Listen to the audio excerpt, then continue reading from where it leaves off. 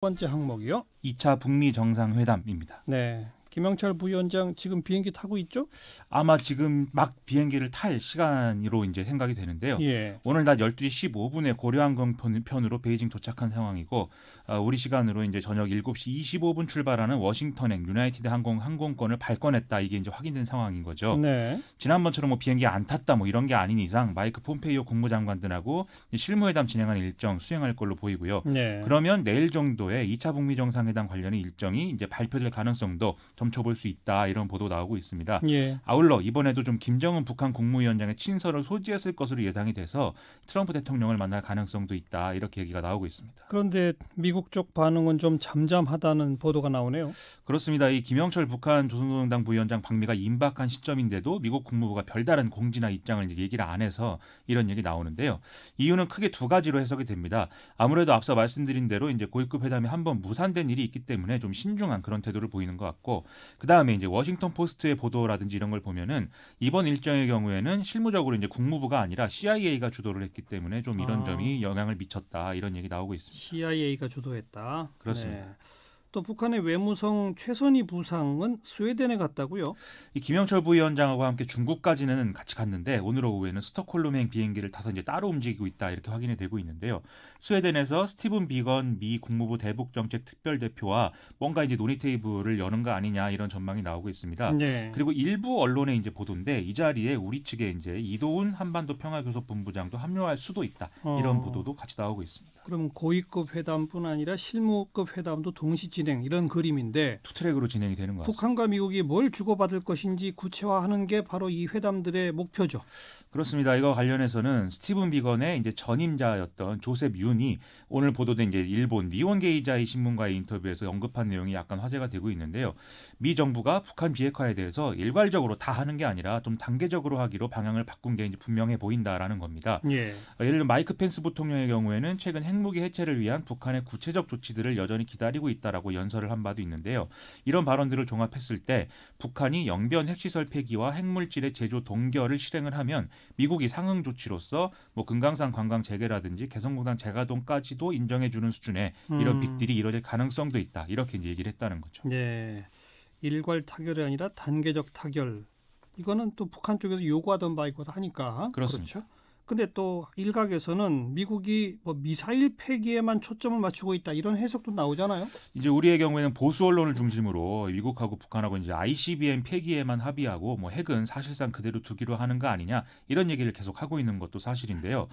트럼프 대통령이 이제 김영철 부위원장이 워싱턴 D.C.로 이동한 이날에 이제 새로운 미사일 방어 전략을 발표하기로 한 것도 뭐 이런 일종의 압박이 아니겠느냐, 이렇게 해석하는 시각이 있는 것도 사실입니다. 네. 근데 어쨌든 뭐 ICBM 폐기 역시 핵심 의제로 포함되지 않을 수는 없는 것이기 때문에 그렇죠. 이 부분을 같이 이제 봐야 되겠죠.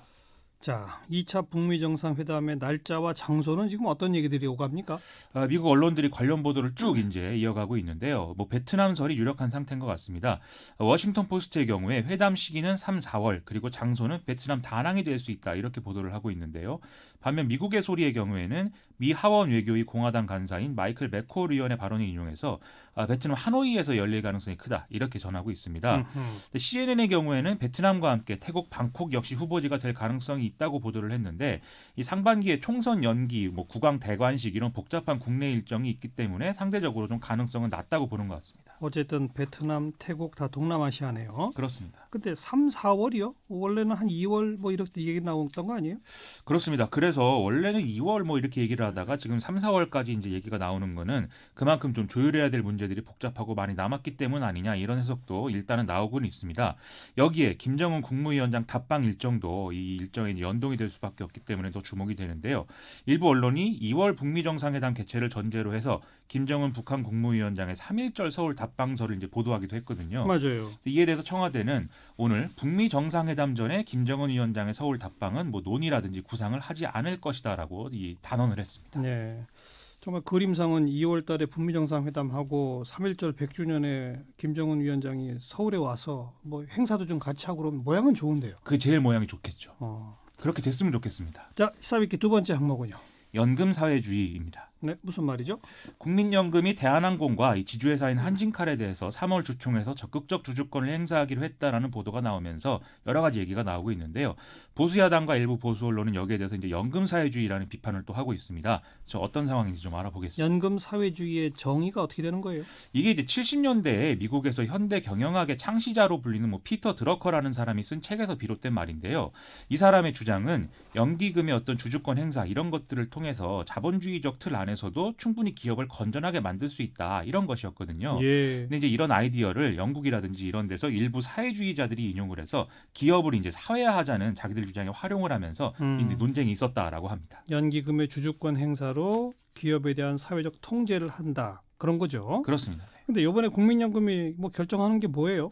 국민연금 기금운용위가 어제 이제 위원회 산하의 수탁자 전문의를 통해서 대한항공과 지주사인 한진칼에 대한 주주권 행사 여부 및 행사 범위를 2월 초까지 검토하기로 결정을 한 건데요. 예. 이에 대해서 기금운용위원장인 박능호 보건복지부 장관은 국민연금 기금의 장기 수익성 제고를 위해서 투명하고 공정하게 주주권을 행사하겠다라면서 이 결정의 취지를 설명한 바가 있습니다. 2월 초까지 검토한다. 주주권 행사 여부 및 행사 범위를. 그런 거죠. 원래 기금운용위원회가 이렇게 하는 거잖아요.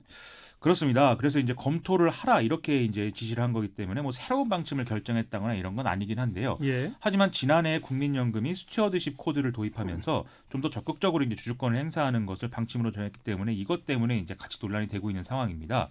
이 스튜어드십 코드라는 것은 횡령이나 배임과 같은 대주주 일가와 이제 경영진의 사익 편취 그리고 이제 저배당 등의 이제 주주 가치 훼손 행위 이런 것들에 대해서 주주권을 행사해서 개입할 수 있는 어떤 가이드라인을 얘기하는 건데요. 예. 국민연금은 원칙적으로는 이제 경영 참여를 배제하도록 되어 있긴 한데 중대 사안의 경우에 기금위가 따로 의결을 하면 경영 참여 주주권을 행사할 수 있도록 하는 방식으로 이 스튜어드십 코드를 하도록 이제 이렇게 돼 있는 겁니다. 그러니까 대한항공과 한진칼의 경우 이런 스튜어드십 코드를 발령할 만큼 중대 사안인지 아닌지 이걸 검토해 봐라 이거군요. 그렇습니다. 네. 그걸 2월 초까지 이제 검토를 하라는 것이죠. 네. 아울러 국민연금은 또 지난해 6월에 대한항공의 경영진 일가의 일탈 행위와 해결 방안을 밝혀달라 이런 공개 서한을 발송하기도 했고요.